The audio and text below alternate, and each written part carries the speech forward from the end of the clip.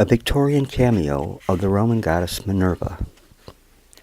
By now, if you have watched many of my videos, you will have noticed that a lot of my presentations are based on finds made by Gil Alburg, my friend. Well, here's another awesome piece that he uncovered while metal detecting over the years here in Saginaw, Michigan. This is a Victorian-era piece, which is made of copper, and it depicts the Roman goddess Minerva.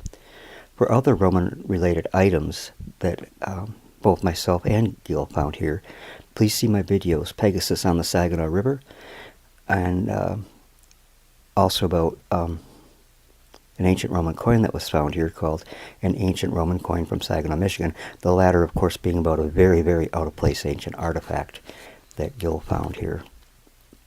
All I gleaned about where this was found was at an old house tear-out on Saginaw's west side.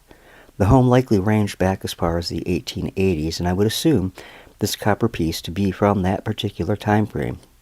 It has a hole in the upper right-hand corner, which indicates to me that it was either a locket or perhaps part of a necklace or some other piece of jewelry. The piece is made of copper and has the same image on the obverse and reverse. There are no markings that would indicate a maker. I call it a cameo for lack of a better term, but I don't know if that is exactly correct for a metal piece, as with most cameos that I've found or looked at, they've been in stone. Some historical background. While I do not believe in any of the mythological gods of the Roman pantheon, the mythology behind such pieces and the characters depicted on them is quite interesting. Because of that, I feel a little background on Minerva would be interesting to share with you here. According to the legend, Minerva was born without a mother. Her father was the mighty Jupiter, king of all the Roman gods, and Minerva is said to have been born directly out of the brain of Jupiter. Jupiter is said to have loved all of his children, but if he had to pick a favorite, it would have likely been Minerva, the goddess of wisdom. Minerva was a powerful force and one of the deities who made up the Roman Council of 12 gods. There are many, many legendary stories about her, and the following is just one of them. In ancient times, each town had a special deity, a god that looked after them. Neptune, the lord of the sea, was a very powerful god. He loved to have attention. He loved having towns build temples to worship him, and he was happy at the gifts people brought to the temples for him. Neptune was always watching for towns that had not yet been claimed by one of the other gods. He wanted as many towns as possible to call his own. Although towns could only have one god to watch over them, gods could watch over as many towns as they wanted to. One day, Minerva, goddess of wisdom, and Neptune, lord of the sea, both claimed a coastal village. Now, normally the people in the village would have been thrilled to be selected by a god to watch over them, but two gods at once? A town could only have one guardian, and they did not want to choose. They didn't want to make either gods angry. Minerva, who was wise as well as beautiful, understood their worry. She suggested that both gods should give the town a gift.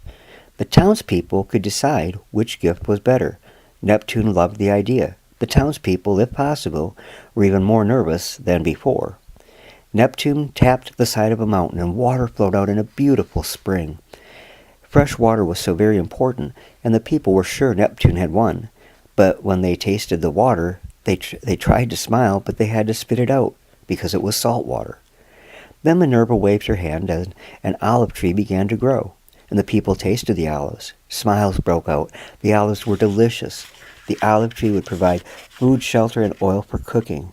It was a magnificent gift indeed. But no coastal village would risk angering the lord of the sea, the mighty Neptune. Fortunately for the people, they did not have to choose. Neptune threw back his mighty head and laughed in a loud roar. "Yours is a far better gift than mine, my lovely niece.